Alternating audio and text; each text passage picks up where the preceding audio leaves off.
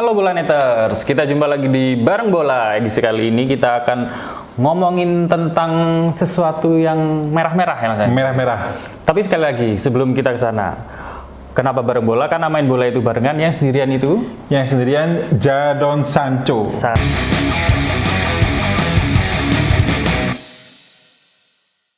Jadon Sancho. Oh, kenapa kok Jadon Sancho ini Mas Andri? Jadi kan kita tadi mau ngomongin yang merah-merah nih. Merah-merah ini ya? Ya, yang United. Yang United.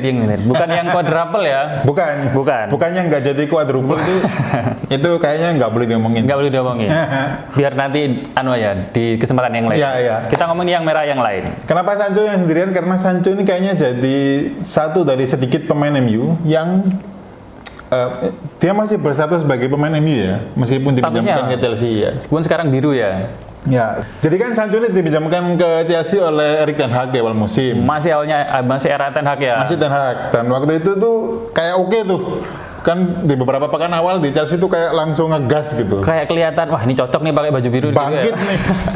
Tapi ternyata semakin kesini semakin kesana gitu Mas Andri. Setelah bulan-bulan berlalu, Sancho ya menjadi Sancho yang seperti biasanya. Yang seperti biasanya, tidak ada bedanya. Iya. Kasihan sekali. Ini kasihan apa gimana ini Chelsea-nya ini ya? Padahal mereka kan berharap dapat Sancho yang greng gitu ya, tapi betul. Kok dapatnya yang kurang gitu. Jadi kan pinjamannya kan statusnya itu pinjaman dengan kewajiban membeli. Kok ada kewajiban? Ada opsi ya, option. Bukan option, kayaknya kewajiban. Oh, kewajiban. Kewajiban membeli. Cuma rumor terbaru ini Chelsea nggak ingin menolak kewajiban itu. Bisa ya? Cuma harus membayar denda katanya gitu. Jadi bayangkan Chelsea pun lebih memilih ngeluarin duit daripada dapat Sancho. Waduh. Ini agak unik ini. Saking tidak maunya sudah. Saking menolaknya Sancho. Ada yang senasib Sancho nggak ini Mas Andri? Ada beberapa yang senasib Sancho. Jadi kan ini kita ngomongin pemain yang sudah tidak di MU. Sudah tidak di MU. Entah itu berstatus sebagai pinjaman atau permanen. Pinjaman atau permanen, begitu ya?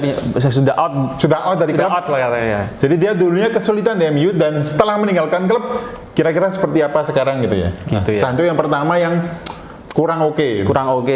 Berikutnya ada Anthony Martial. Wah, ini pemain depan lagi ya ini ya, betul. Sayap ya. Martial ini udah bertahun-tahun di MU ya, sudah cukup lama di MU dan adalah ya. Sebenarnya saya sendiri tuh sebagai yang bukan fans MU itu bertanya-tanya, ini pemain kok masih ada di sini tuh ngapain gitu. Itu bertahun-tahun sebuah misteri ya. Makanya pelatih gonta-ganti, Martial masih ada. Sampai akhirnya kan out musim lalu di era Ten Hag dilepas akhirnya.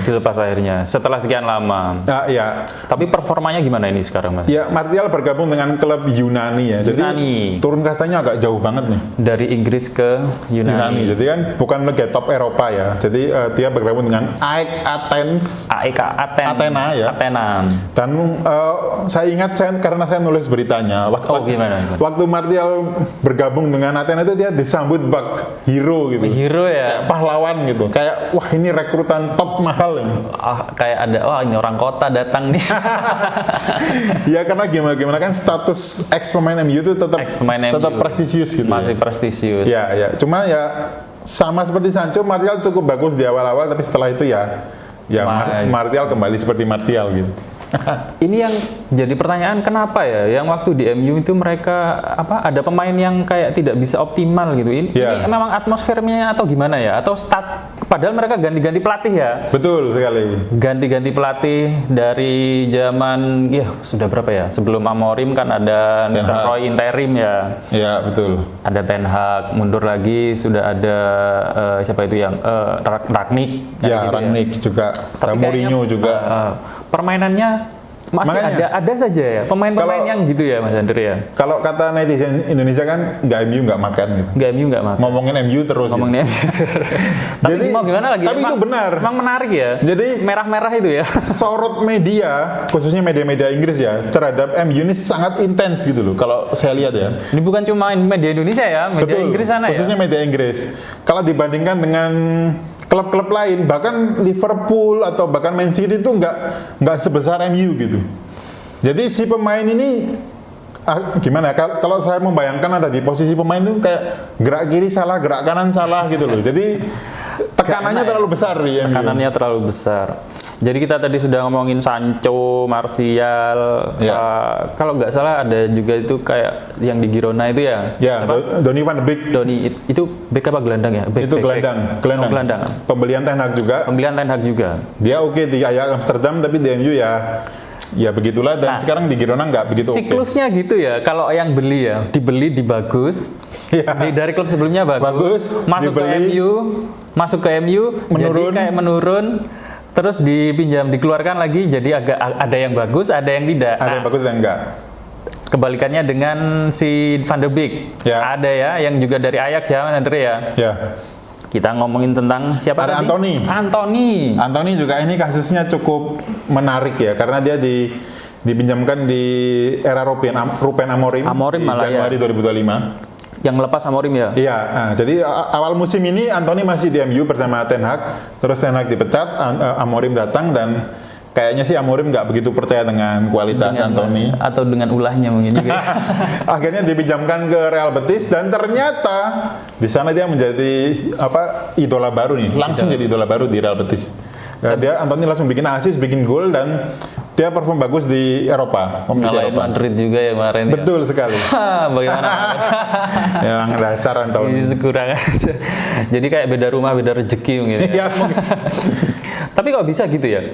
Makanya. Maksudnya apakah karena pergantian pelatihnya? Tapi kan di MU juga berganti-ganti pelatih kan, ganti klub.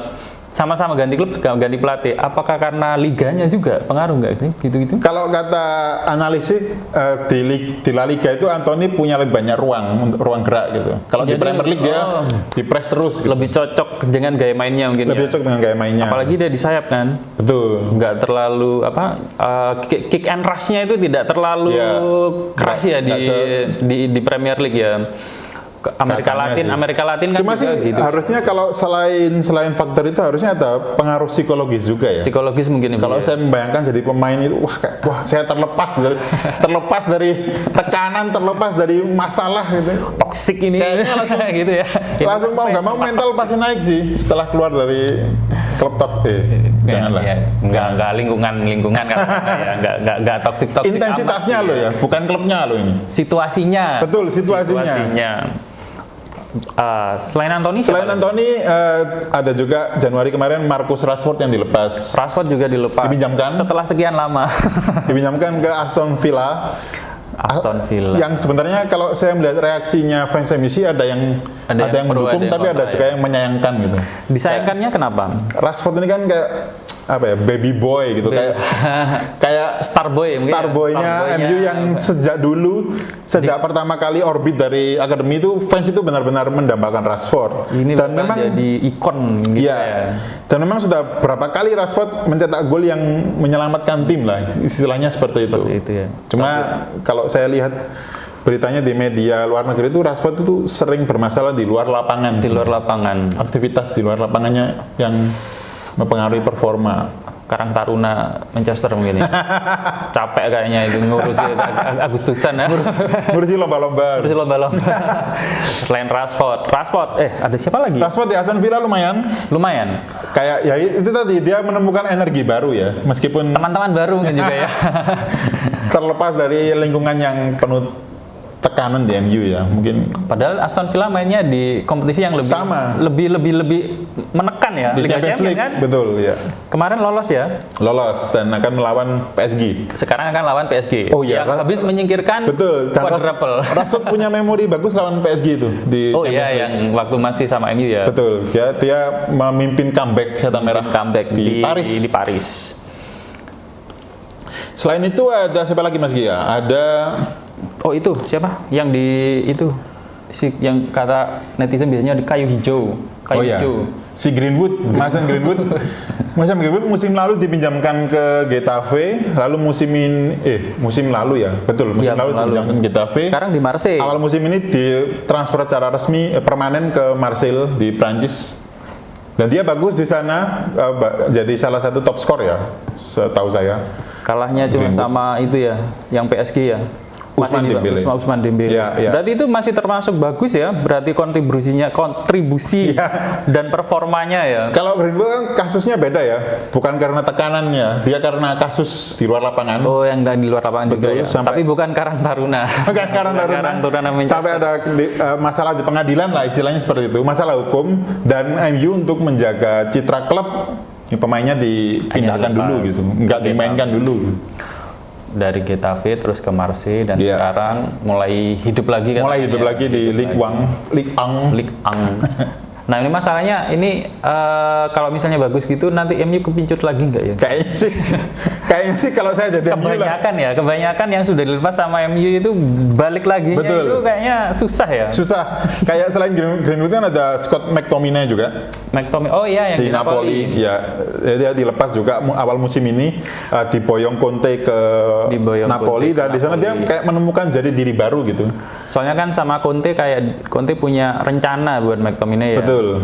Kayak ya disesuaikan dengan taktiknya dengan Conte. Skema permainannya cocok memang cocok banget kayaknya. Perannya kalau dulu di MU kan di era-era kegelapan MU. Kegelapan. Sekarang kayaknya masih gelap ya. McTominay kan sering jadi penyelamat, kayak dia cetak gol di menit 90, 89 kayak bola umpan jauh, umpan lambung, terus McTominay yang menyelamatkan. Meskipun dia bukan striker ya, dia kan DMF ya harusnya. Ya, dan sentral ya. Di Napoli juga dia sama seperti Greenwood dan Anthony kayak menemukan sparknya lagi lah. Kan ada itu juga sih, kayak lulusan Premier League juga kan, ada Lukaku kayak gitu ya. Iya. Betul. Conte-nya sendiri sih emang kayaknya sudah mulai ke Premier League kan ya sejak dari Chelsea itu ya. Kayak mainnya. Tapi sekarang masih di bawahnya Inter Milan. Betul. Seperti itu. Tapi itu masih mending ya dibandingkan MU ya yang di Premier League ya. Kalau klasemen kan. Makanya pemain yang meninggalkan MU ini selain lebih bagus secara performa, secara klasemen juga. Ada lagi nggak Mas Andre yang itu? Itu yang paling menonjol sih. Yang paling menonjol itu ya. Ada lagi namanya, ini sebentar saya nyontek ya, Alvaro Carreras. Itu bek kiri Benfica. Itu saya juga baru tahu sebenarnya dia pernah sering dipinjamkan MU ke sana ke sini. Jadi karirnya itu dipinjam-pinjamkan, pernah ke Granada, pernah ke Preston, terus akhirnya ujungnya dia ke Benfica sekarang, dan dia main reguler. Di Benfica jadi reguler bek kiri. Padahal saat ini MU nggak punya bek kiri juga. Luksau cedera tuh. Bek kirinya. Tyrell Malaysia juga sudah dilepas. Jadi Malaysia juga dilepas. Mungkin jadi kayak ada penyesalan juga mungkin ya. Karena pemain bagus dilepas itu. Tapi biasanya ya yang pindah dari MU terus ke klub yang barunya terus bagus, itu biasanya klubnya itu kalau secara nama besar ya Mas Andrew ya, secara nama besar, bandingkanlah katakanlah Betis, terus Marseille, itu kan kalau secara itu masih di bawah MU ya. Kalau betul. Secara historis ya. Apakah itu juga pengaruh itu ya emang? Apa emang kayaknya wah nggak cocok nih, kayak terlalu terlalu besar nih klub. Mungkin juga ya, karena kan bayangkan misalnya Rashford kemarin nggak ke Aston Villa, misalnya ke Real Madrid gitu. Kayaknya sih sama nggak perform juga gitu. Jadi dia untung dia pindah ke klub yang bukan berarti nggak lebih bagus, cuma secara level tuh di bawahnya MU gitulah. Sejauh ini sih trennya seperti itu ya. Kalau saya lihat itu kan nggak ada yang dari MU main jelek terus pindah ke Liverpool, Barcelona atau ke Madrid, itu jarang sekali. Iya ya, kebanyakan kan mereka yang biasanya kan butuh menit bermain, jadi rela turun level lah istilahnya, seperti gitu. Istilah kata. Tadi kita ngomongin merah-merahnya nggak terlalu banyak ya. Klasemen. Kalau dari klasemen kan di Inggris MU-nya sendiri kan masih jauh ya. Untuk kayak zona Eropa itu kayaknya harus butuh keajaiban gitu. Ya. Kalau ingin tampil di Eropa harusnya jalurnya mungkin Liga Eropa. Jalur akselerasi. Tapi dengan pemain-pemain yang ada kayak sekarang ini bisa nggak mereka juara? Kalau ini saya sedikit melenceng nggak apa-apa ya? Betul, nggak apa. Kalau saya lihat sih terakhir ini MU mulai perform ya. Di beberapa pertandingan terakhir ini. Meskipun kalau saya belajar dari lajunya MU itu mesti seperti itu, perform tiba-tiba jelek, terus tiba-tiba perform lagi, tiba-tiba jelek lagi, kayak gitu sih. Jadi sulit berharap sih untuk jadi fans MU. Yang penting tabah, bersyukur kayak gitu. Yang penting masih 20 Premier League. Malah 20 Premier. 20 Liga trofi Liga Inggris. Ya, dan yang penting kan tidak mengincar quadruple ya. Waduh.